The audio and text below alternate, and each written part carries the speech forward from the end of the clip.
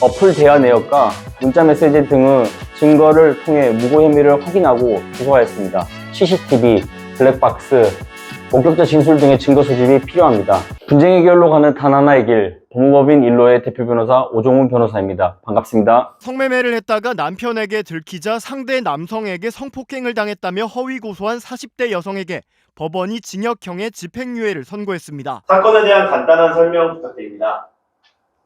네, 최근에 성매매 사실을 남편에게 들키자 성폭행을 당했다고 상대방을 허위 고소한 40대 여성 A씨가 유죄 판결을 받았습니다.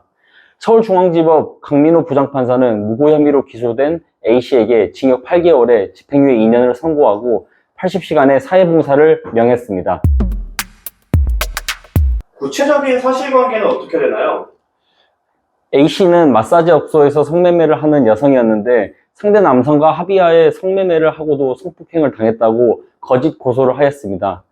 검찰은 A씨의 어플 대화 내역과 문자 메시지 등의 증거를 통해 무고 혐의를 확인하고 기소하였습니다. 재판에서 A씨는 혐의를 모두 인정하고 성매매 사실을 남편에게 들키자 혼인 생활을 유지하기 위해 범행을 결심했다는 진술을 하였습니다. 재판부는 피고인이 범행을 자백하고 피해자가 처벌을 원하지 않고 있다는 점을 고려하여 징역형의 집행유예를 선고하였습니다. 무고죄는 구체적으로 어떤 죄인가요? 다음과 같이 무고죄는 형법 제156조에 규정되어 있는데요.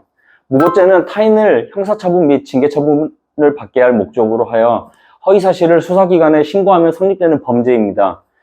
무고의 상대방은 형사처분의 경우 형사소추나 수사기관이 있는 관청과 그 감독기관입니다.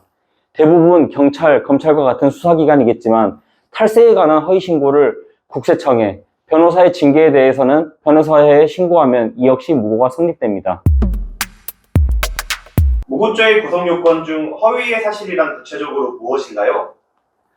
허위의 사실이란 객관적 진실에 반하는 사실입니다. 따라서 행위자가 허위 사실이라고 인식하면서 신고했지만 그 사실이 진실이었을 경우에는 무고죄가 성립하지 않습니다.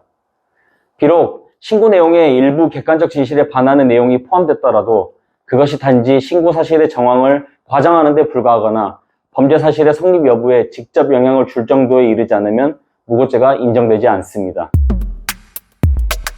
무고죄의 처벌 수위는 어떻게 되나요? 무고죄는 죄가 없는 타인에게 죄를 뒤집어 씌워 피해자가 정당한 사유가 없는 형벌을 받게 하는 죄로서 사법질서를 교란시키는 중대범죄 행위입니다. 따라서 실제로 상당히 중범죄로 취급되는데요. 강제추행과 법정형이 동일합니다. 법원 양형위원회의 무고의 양형 기준은 단순 무고 시 감경 가중 요소가 없을 경우에는 6개월에서 2년의 형으로 정하고 있으며 감경 시에는 1년 이내로, 가중처벌 시에는 4년으로 한계를 두고 있습니다.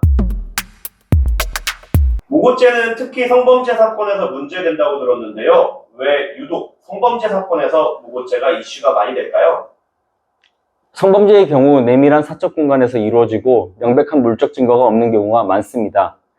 이에 피해자의 증언이 우선되며 관련 혐의를 받게 될 경우 CCTV를 가리기도 전에 일단 성범죄 가해자는 낙인이 찍히게 됩니다.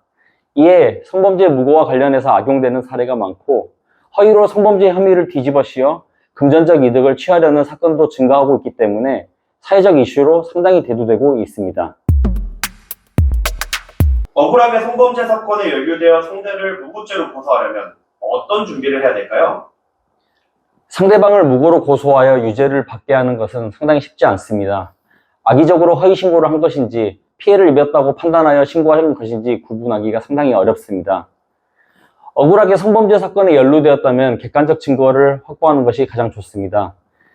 피해자와의 관계 및 사건 당시 정황을 구체적으로 진술하는 것은 물론 CCTV, 블랙박스, 목격자 진술 등의 증거 소집이 필요합니다.